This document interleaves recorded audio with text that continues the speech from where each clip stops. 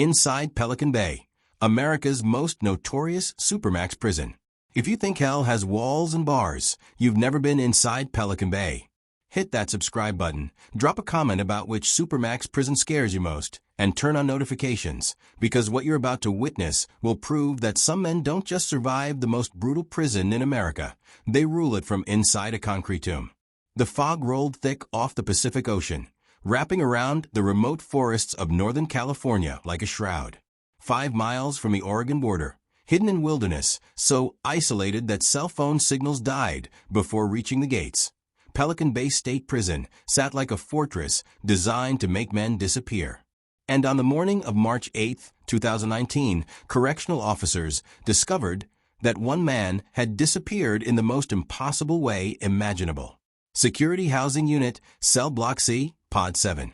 The most secure section of California's most secure prison, where inmates spent 23 hours a day in 8x10 concrete boxes, monitored by cameras that recorded every breath, every movement, every second of their existence. Captain David Martinez had worked at Pelican Bay for 12 years, and he'd never seen anything that violated the laws of physics quite like what he was staring at now. The cell was empty, completely, impossibly empty. But according to every security protocol, every camera angle, every counting procedure that governs Supermax operations, inmate Rafael the Ghost Navarro should have been inside. The steel door was locked from the outside, showing no signs of tampering. The walls were solid concrete, 18 inches thick, designed to prevent any form of escape or communication. The small window near the ceiling was reinforced with steel bars embedded in bulletproof glass. There was no way in, no way out, and yet somehow, Rafael Navarro had vanished. "Run the footage again," David ordered, his voice tight with a tension that went beyond professional concern. This wasn't just about a missing inmate. This was about the fundamental integrity of a system designed to be absolutely escape-proof. If Rafael could disappear from the SHU, then everything Pelican Bay claimed to be America's most secure prison, the final destination for California's most dangerous criminals, was a lie. The security team pulled up digital recordings from the previous 24 hours. At 10 p.m., Rafael was visible in his cell, lying on his concrete bunk, reading a book. At midnight check, same position. At 2 a.m., still there. At 4 a.m., the cell appeared empty, but the angle made it difficult to confirm. At 6 a.m. count, when officers visually verified every inmate, the cell was definitely, absolutely empty. And yet the door had never opened. No one had entered or exited.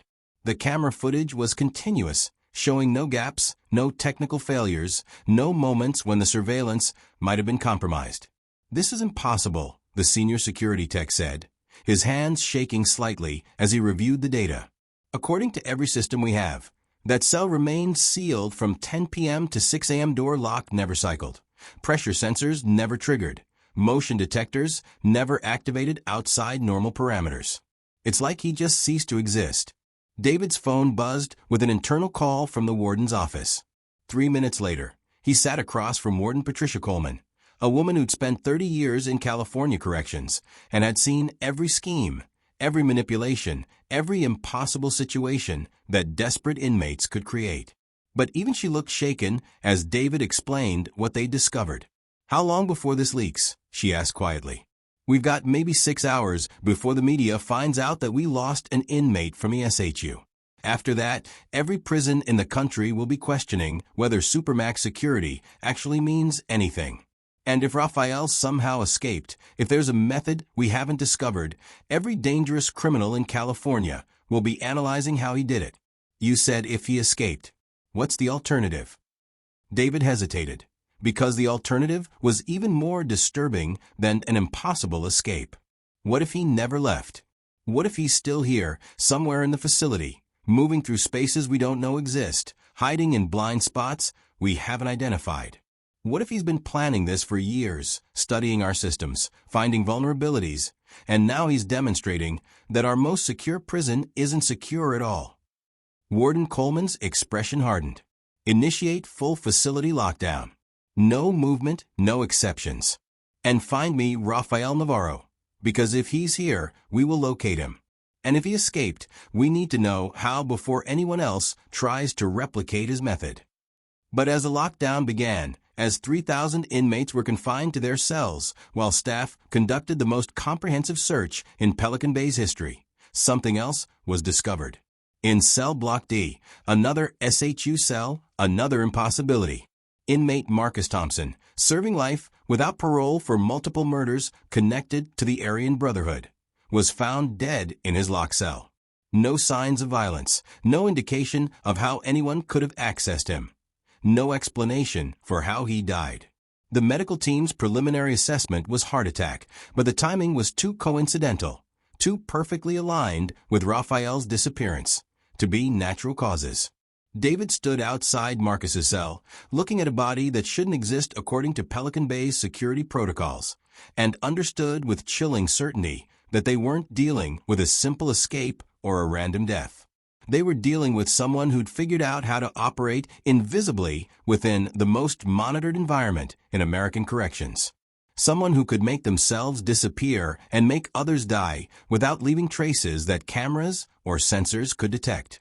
And then David saw it, written in tiny letters on Marcus's cell wall, barely visible unless you knew exactly where to look, were 4 words that made his blood run cold. The ghost is free. Rafael Navarro hadn't escaped Pelican Bay. He transformed it into his hunting ground, demonstrating that California's most secure prison had become a maze where he could move unseen, eliminate targets without detection, and prove that 23-hour lockdown meant nothing to someone who understood the system better than the people who designed it. As David called for additional security teams, as the investigation expanded from missing inmate to potential serial killer operating inside a Supermax facility, one question dominated his thoughts. If Raphael could kill Marcus Thompson in a locked cell without leaving evidence, who else on his list was already marked for death? The answer came 3 hours later, when a correctional officer found something tucked under Marcus's mattress.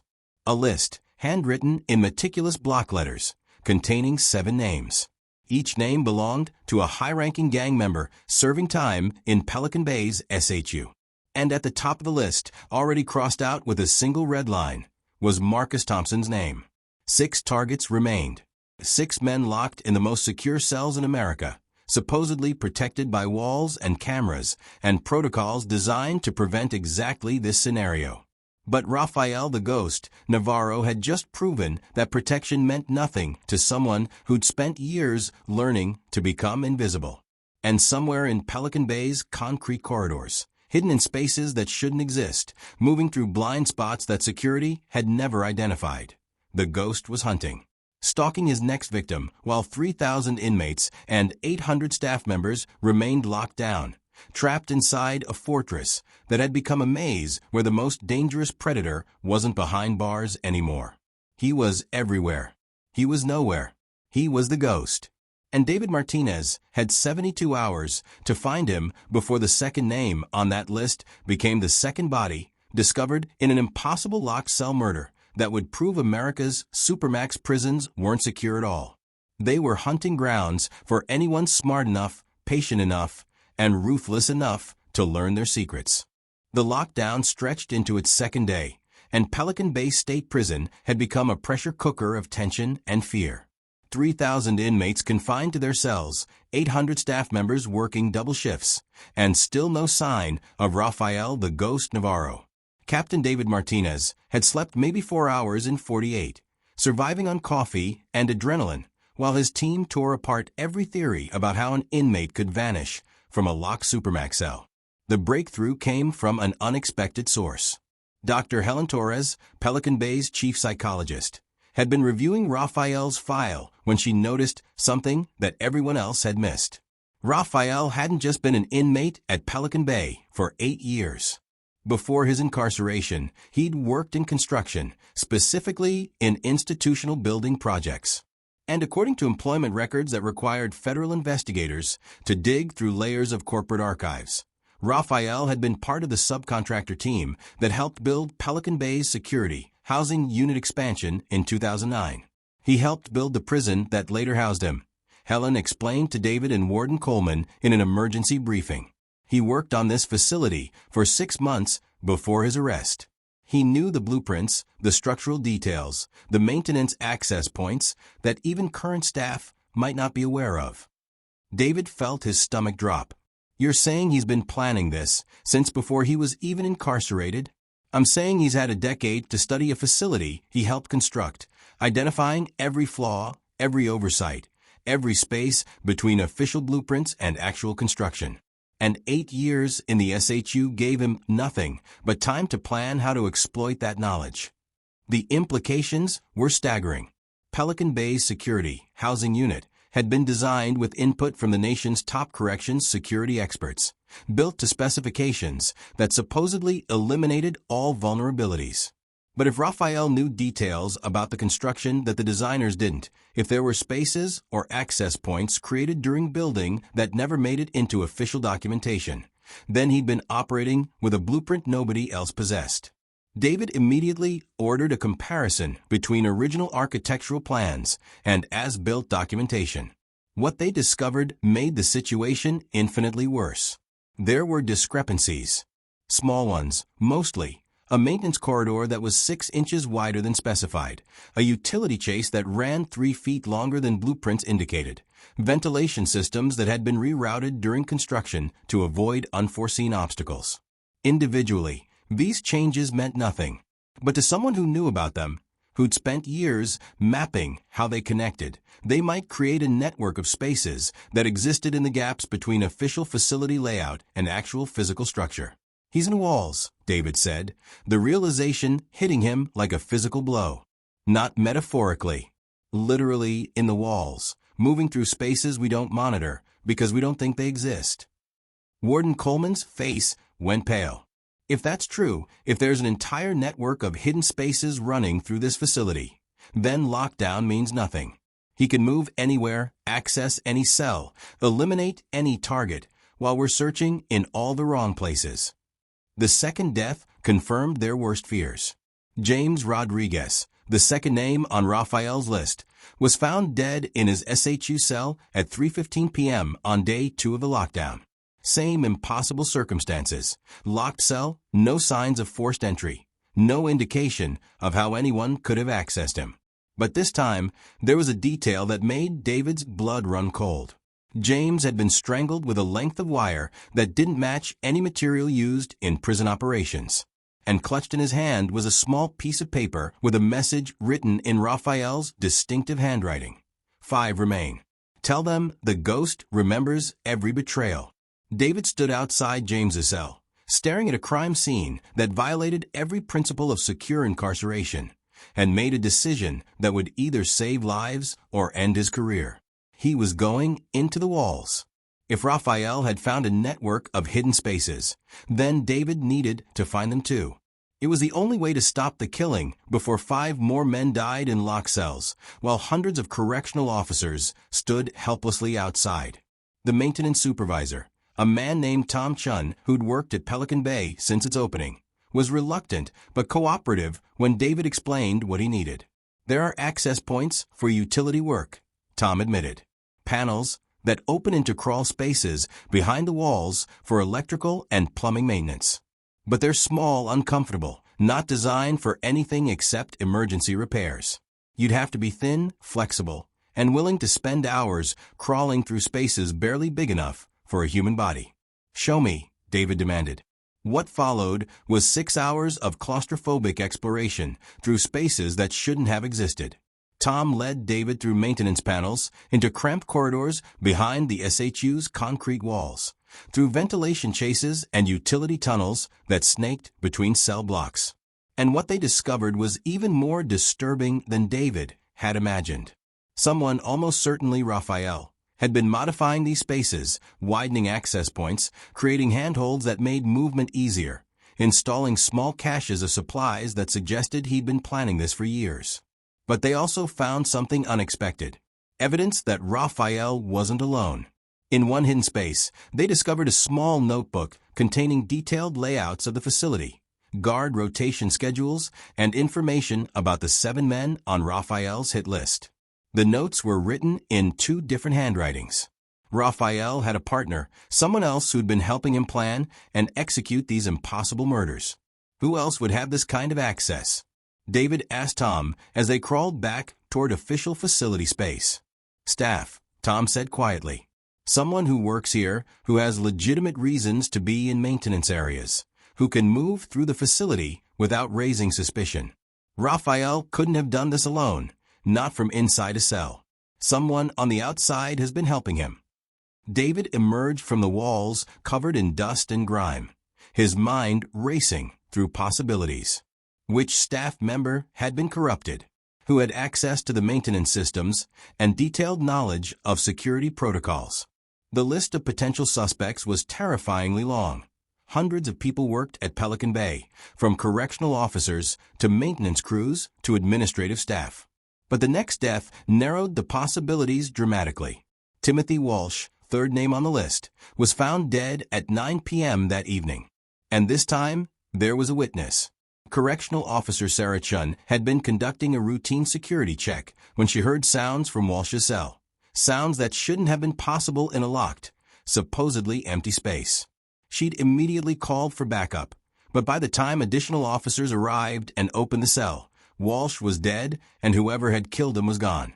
There was someone in there, Sarah insisted during the emergency debrief, her hands shaking despite her 15 years of corrections experience. I heard two voices, heard movement, heard something that sounded like a struggle. But when we opened the door, there was only Walsh's body. Nobody else. No way out except through the door. We were standing outside. David knew what that meant. The killer had escaped back into the walls while officers were opening the cell door, which meant the hidden network Raphael had created included access points directly into SHU cells, something that should have been impossible according to every security specification Pelican Bay had been built to meet. We need to seal every maintenance access point in the SHU, David ordered. Every panel, every utility chase, every ventilation grate. Weld them shut if necessary. If Raphael's moving through the walls, we cut off his routes. But Warden Coleman shook her head, her expression grim. If we seal the walls, we trap him inside, but we also eliminate our ability to find him. He could survive in those spaces for weeks with the supplies he's cached. And meanwhile, he still has access to cells through routes we haven't identified. We'd be playing defense while he continues killing. Then what do you suggest? We use ourselves as bait. We identify which inmates on his list are most vulnerable. We position our best people in adjacent areas, and we wait for Raphael to make his move. When he enters a cell, we seal the exit points and trap him inside. It was risky, potentially disastrous, but they were running out of options. 4 names remained on Raphael's list: Antonio Ruiz, Kevin Foster, Daniel Kim, and Marcus Washington. All 4 were high-ranking gang members. All 4 had lengthy, violent histories. And according to intelligence reports, all 4 had testified against Raphael during his original trial 8 years ago. This wasn't random killing. This was systematic revenge against the men who'd put the ghost behind bars. David selected Antonio Ruiz as their target. His cell was positioned in a location that offered limited escape routes through the maintenance network, making him the most defensible of the 4 remaining victims. They positioned 20 correctional officers in strategic locations, installed additional cameras in maintenance areas, and settled in to wait. The attack came at 2:30 a.m. during the quietest part of the night shift, when alertness was lowest and security was most vulnerable. Sarah Chun, positioned as primary observer, saw movement on thermal imaging cameras installed in the walls behind Antonio's cell.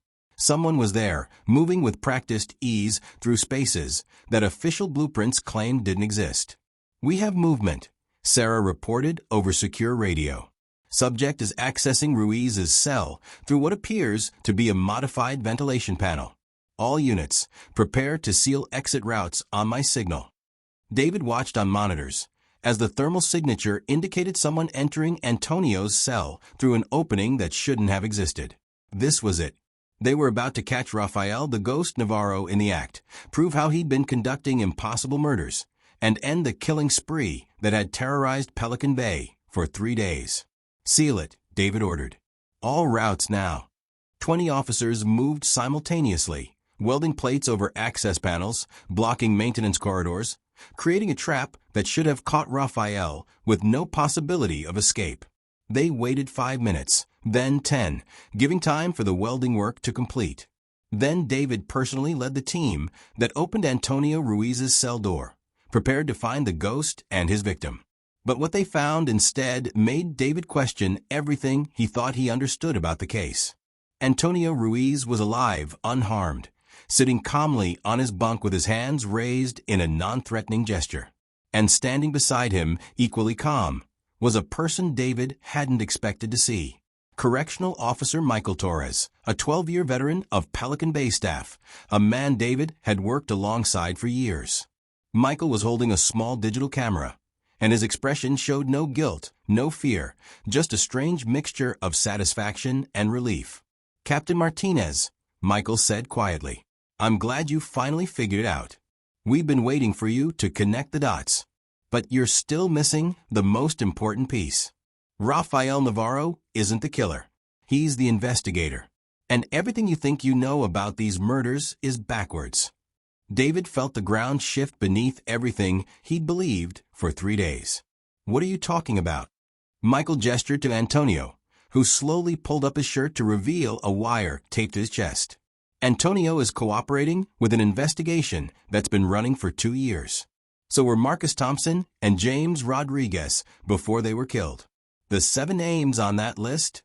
They're all witnesses in a federal case against corrupt correctional staff who've been running criminal operations inside Pelican Bay for over a decade. Then who killed Marcus and James? Michael's expression turned grim. The same person who's been trying to kill Antonio tonight. The same person who's been using Raphael's disappearance as cover to eliminate federal witnesses. The same person who has access to all of Pelican Bay's security systems and can manipulate evidence to make murders look impossible. He turned the camera around, showing David the screen. On it was footage from a different angle than official security cameras, showing Marcus Thompson's cell in the moments before his death. And clearly visible entering the cell through a maintenance panel was someone David recognized immediately. Someone who'd been part of the investigation team from the beginning. Someone who had access to all the information they'd been gathering about Raphael's hidden network. The person David had trusted completely for 12 years. The person who'd been standing beside him through every briefing, every discovery, every step of the investigation. And as David stared at the footage, watching his partner commit murder in a locked cell, Michael Torres said the words that made everything finally, horribly make sense. "Captain Martinez, I need you to arrest Sergeant Linda Hayes for the murders of Marcus Thompson, James Rodriguez, and Timothy Walsh. And I need you to do it before she realizes we've figured out that Rafael Navarro has been trying to expose her, not commit crimes himself." David's world inverted in that moment, everything he believed becoming its opposite. Rafael hadn't been hunting victims. He'd been hunting a killer who wore a badge and used her position to eliminate witnesses who threatened to expose corruption at the highest levels of Pelican Bay's administration. And the ghost, the man they'd been hunting through the walls, was actually trying to save lives while staying one step ahead of a murderer who had complete access to every resource Pelican Bay could offer. The question now wasn't how to catch Rafael Navarro. The question was how to stop Linda Hayes before she realized the trap had been turned against her, and whether David could prevent more deaths before a corrupt sergeant eliminated everyone who knew the truth about what had really been happening inside America's most secure prison. Captain David Martinez had 30 seconds to process information that rewrote 3 days of investigation before making the most critical decision of his career. Sergeant Linda Hayes, his trusted partner for 12 years, was a killer operating under the cover of badge and authority. And Rafael the Ghost Navarro, the man they'd been hunting through Pelican Bay's walls, was actually trying to expose her before she eliminated all the federal witnesses who could testify about corruption running through California's Supermax system. "Where's Hayes right now?" David demanded, his training overriding the emotional shock of betrayal.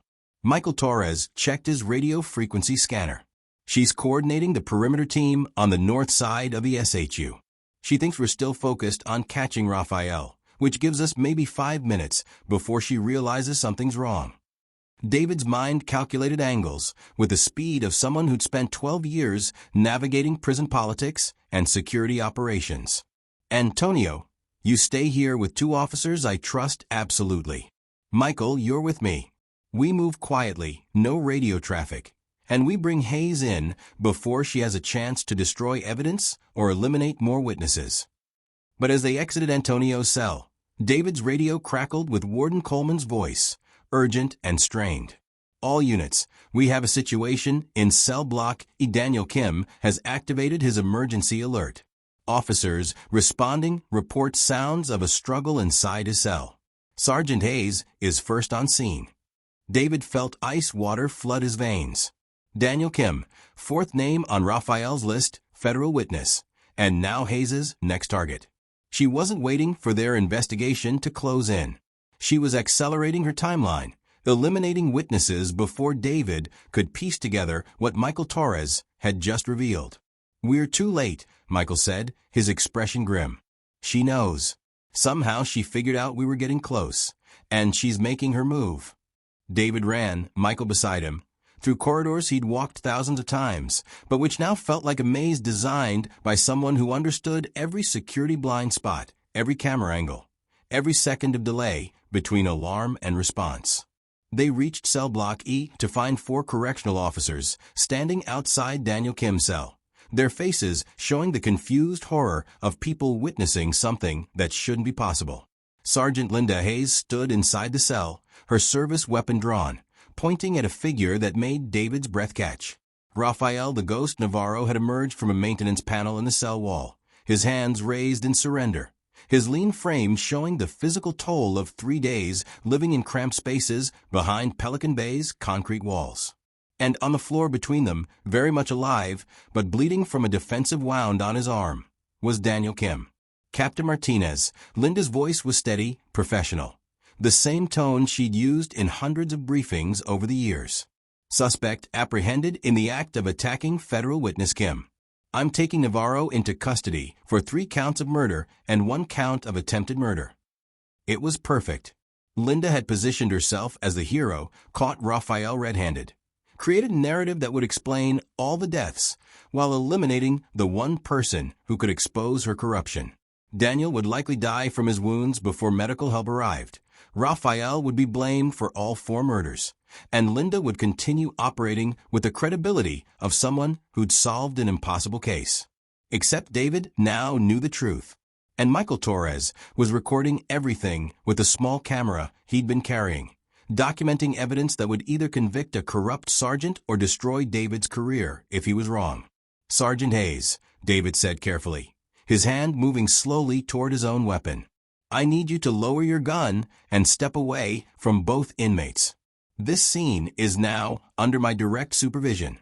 Linda's eyes met his, and in that moment, David saw the calculation happening behind her professional mask. She was evaluating angles, assessing whether David had figured out the truth, deciding whether she could maintain her cover story or needed to eliminate everyone in this cell who knew what she'd really done. Captain, with all respect, I have this situation under control. Navarro is extremely dangerous. Protocol requires that I maintain armed custody until backup arrives. Backup is here, David replied, drawing his weapon but keeping it pointed at the floor. I'm ordering you to holster your weapon and step out of the cell. Now, for 3 seconds that felt like hours, Linda Hayes stood at a crossroads between surrender and escalation. Then she smiled, and it was the coldest expression David had ever seen on a human face. You know, she said quietly, I've spent 14 years building operations inside Pelican Bay. 14 years creating networks that generate millions of dollars in revenue from drugs, contraband, protection rackets. And I did it by being smarter than every inmate, every investigator, every federal agent who thought they could expose what we'd built. Do you really think I'm going to let one burned-out captain and a turncoat correctional officer destroy all of that?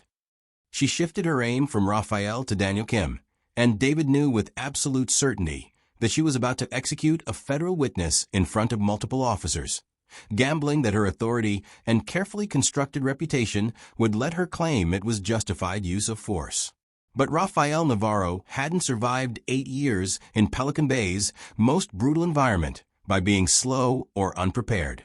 He moved with speed that seemed impossible for someone who'd spent 3 days crawling through maintenance bases, launching himself at Linda from an angle that gave David a clear shot without risking hitting Rafael or Daniel. David fired once, center mass, textbook shooting technique drilled into him through thousands of hours of training. Linda went down hard, her weapon clattering across the concrete floor, her expression showing more surprise than pain as she realized that her carefully constructed empire had just collapsed in the time it took for one bullet to travel 15 feet. The aftermath moved with the surreal clarity of institutional crisis management. Medical teams arrived to treat Daniel Kim and Linda Hayes, though Linda would later be pronounced dead before reaching the hospital. David's shot had been fatal, just as his training intended. Federal agents, who'd been coordinating with Michael Torres for 2 years, descended on Pelican Bay to secure evidence and begin the process of dismantling the corruption network Linda had built. And Rafael the Ghost Navarro, the man they'd been hunting through the walls, collapsed from exhaustion and dehydration the moment Linda went down. His 3-day ordeal of living in crawl spaces and maintenance tunnels finally catching up to him. David sat in Warden Coleman's office 12 hours later, reviewing recordings that Michael Torres had been secretly making for 2 years. The evidence was devastating and comprehensive. Linda Hayes had been running a criminal empire inside Pelican Bay, using her position to coordinate drug distribution, contraband smuggling, and protection rackets that generated over $5 million annually. She'd recruited other correctional staff, corrupted administrative processes, and systematically eliminated anyone who threatened to expose the operation. Marcus Thompson, James Rodriguez, and Timothy Walsh hadn't been killed because they were on Rafael's revenge list. They'd been killed because they were cooperating with federal investigators, providing testimony that would have brought down Linda's entire network. And Linda had used Rafael's disappearance, his decision to go into the walls to gather evidence and protect remaining witnesses, as cover for murders she'd been planning for months. "How did you figure it out?" David asked Michael, still struggling to process that his partner of 12 years had been a monster. "Rafael approached me 18 months ago," Michael explained. He'd been documenting irregularities in SHU operations, tracking how contraband moved through supposedly secure areas, identifying staff who were too friendly with certain inmates. He knew something was wrong, but he needed someone on the outside to help him investigate, someone who could access records and systems that inmates couldn't reach. Why not go to administration? Because he didn't know how high the corruption went. For all he knew, Warden Coleman was part of it. So he came to me because I'd worked with him during the SHU construction, because he remembered me as someone who followed rules even when shortcuts were easier. We spent a year building a case, documenting everything, preparing to bring it to federal authorities. And then Linda figured out what you were doing. She figured out that witnesses were cooperating, that federal investigators were building a case. So she started eliminating them, making the murders look impossible to create confusion and by time to destroy evidence. Rafael's disappearance was his attempt to stay alive while protecting remaining witnesses and gathering final proof of Linda's involvement. David looked at the evidence spread across the warden's desk, financial records, communication logs, testimony from inmates and staff who'd been coerced into Linda's operation. It was overwhelming, comprehensive, and utterly damning of a system that had allowed one corrupt sergeant to turn America's most secure prison into her personal criminal enterprise. Over the following months, the investigation expanded to expose corruption throughout California's correction system. 17 correctional staff members were arrested, including 2 wardens at other facilities who'd been part of Linda's network. The operation had been even larger than anyone initially realized, spanning multiple prisons and generating tens of millions in illegal revenue over more than a decade. Rafael Navarro's charges were dropped entirely, not just for the 3 murders he'd been accused of, but for his original conviction 8 years earlier. Turns out the evidence that had put him in prison had been manufactured by Linda Hayes, who'd needed to eliminate Rafael after he'd witnessed her involvement in criminal activities during Pelican Bay's construction. He'd been an innocent man imprisoned to silence his potential testimony, then forced to spend 8 years in Supermax while building a case to expose the people who destroyed his life. He was released 6 months after Linda's death, walking out of Pelican Bay with a federal settlement, an apology from the governor, and a job offer from the FBI to consult on prison corruption investigations. The ghost had become a legend, but not the legend David had originally believed. Not a master criminal who'd beaten the system, but a wrongly convicted man who'd used 8 years of hell to ensure that the real criminals faced justice. David remained at Pelican Bay, promoted to associate warden with a mandate to rebuild institutional integrity and implement reforms that would prevent corruption from taking root again. But he never forgot the lesson Linda Hayes had taught him in the worst possible way, that the most dangerous criminals weren't always the ones behind bars, and that badges and authority were no guarantee of justice. 2 years after Linda's death, David received a letter from Raphael, who was working with federal investigators to expose corruption in Texas prisons. The letter was brief but profound.